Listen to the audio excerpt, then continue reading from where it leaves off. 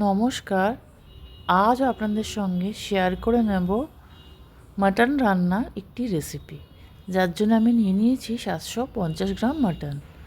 আর নিয়ে নিয়েছি 5টা পেঁয়াজ, রসুন, আদা আর টমেটো। পেঁয়াজগুলোকে ছাড়িয়ে নিয়েছি, টমেটোগুলোকে টুকরো করে কেটে নিয়েছি, রসুন আর আদাও ছাড়িয়ে নিয়েছি। পেঁয়াজটাকে খুব ছোটো ছোটো টুকরো করে কেটে নেব।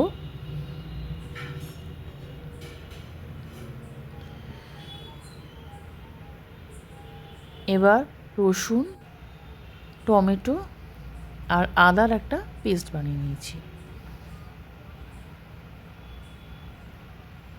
মাংসটাকে এবার ম্যারিনেট করে নেব। প্রথমে দিয়ে দিয়েছি হলুদ,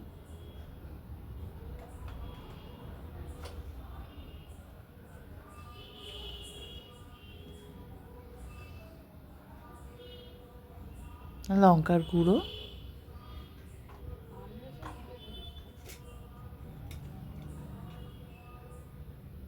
ধনে গুঁড়ো,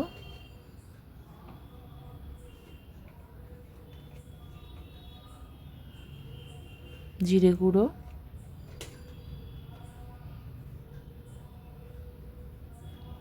আর আদা, রসুন আর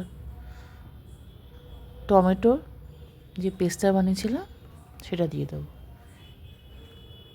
তারপর যে পেঁয়াজটা টুকরো করে কেটে রেখেছিলাম সেই পেঁয়াজটাও দিয়ে সবগুলোকে হাত দিয়ে খুব ভালো করে মাখিয়ে নেব।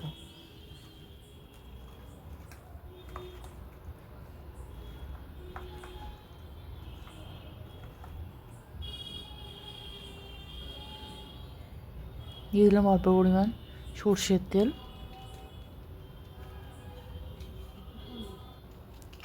কাশ্মীরি লঙ্কার গুঁড়ো। এবার হাত দিয়ে আবার খুব ভালো করে পুরোটা মাখিয়ে নেব। আমি একদম ঘরোয়া উপায়ে আজকে এই মাংসটা রান্না করেছি এবং খেতেও হয় অত্যন্ত সুস্বাদু। আমি নিয়েছি কয়েকটা আলু। এখানে আমি 6-7টা আলু নিয়েছি। যে আলুগুলো একটু বড় সেগুলোকে 4 টুকরো করে নিয়েছি, আর যেগুলো ছোটো সেগুলোকে 2 টুকরো করে নিয়েছি। হলুদ আর নুন দিয়ে আলুগুলোকে ম্যারিনেট করে নিয়েছি। কড়াই দিয়ে দিয়েছি সর্ষের তেল।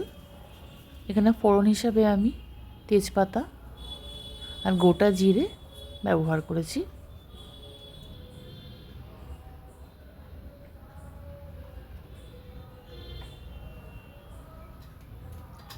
এবার আলুগুলোকে আমি তেলে দিয়ে খুব ভালো করে নাড়াচাড়া করে লাল লাল করে ভেজে নেব।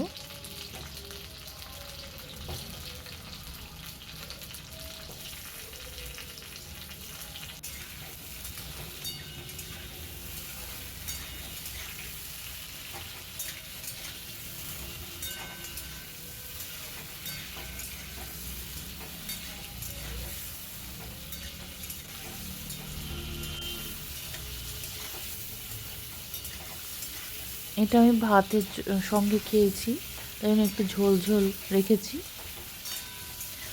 আপনারা রুটির সঙ্গেও খেতে পারেন, আর ফ্রায়েড রাইস, পোলাও সবের সঙ্গেও খুব ভালো যায়।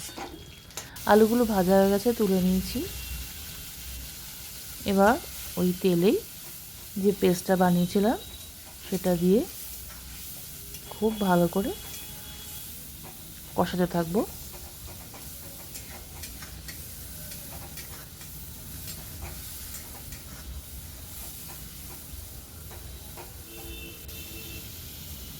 দিয়ে দিলাম অল্প পরিমাণ হলুদ, জিরে গুঁড়ো, ধনে গুঁড়ো,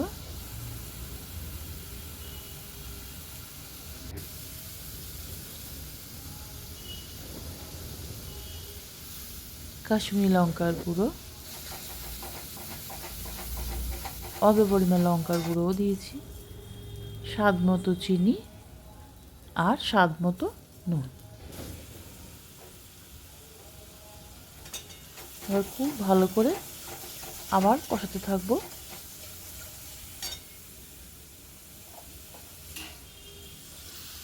কষানো হয়ে গেলে ম্যারিনেট করে থাকা মাংসটা কড়ার মধ্যে দিয়ে আবার খুব ভালো করে নাড়াচাড়া করে মাংসটা কষাতে থাকবো।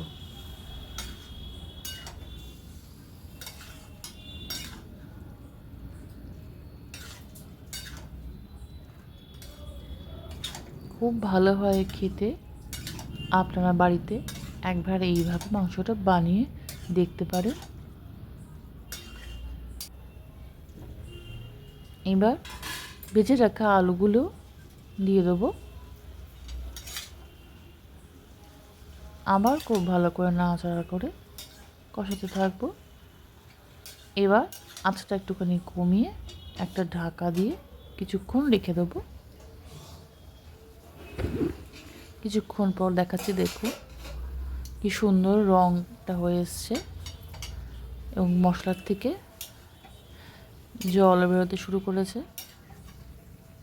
যার মানে আমার কষানোটা প্রায় হয়ে গেছে। ভালো করে নাড়াচাড়া করে সবটা উল্টে দেবো।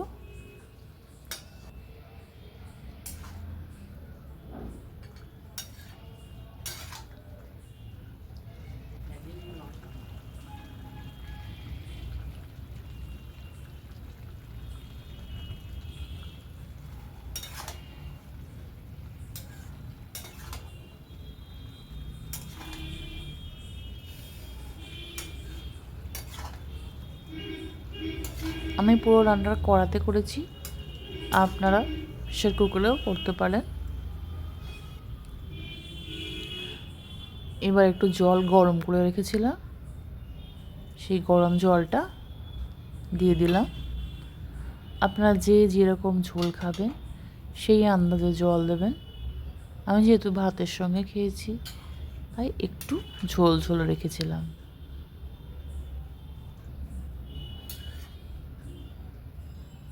বেশ কিছুক্ষণ বাদে দেখাচ্ছি, দেখুন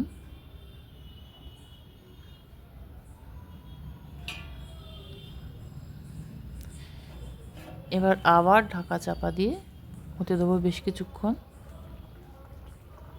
তারপর আবার ঢাকা সরিয়ে দেখাচ্ছি আপনাদের। এইভাবে বারে বারে চাপা দিয়ে দিয়ে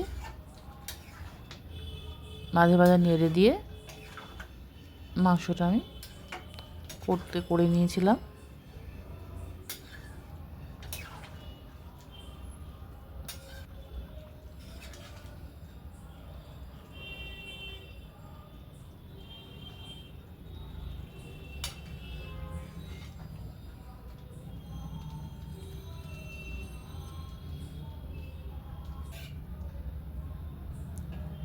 আবার চাপা দিয়ে রাখলাম। আমার হয়ে গেছে রান্নাটা। একটা বড় আকারের বাটিতে নিয়ে নিয়েছি। আমার রান্নাটা পুরোটা দেখার জন্য অসংখ্য ধন্যবাদ।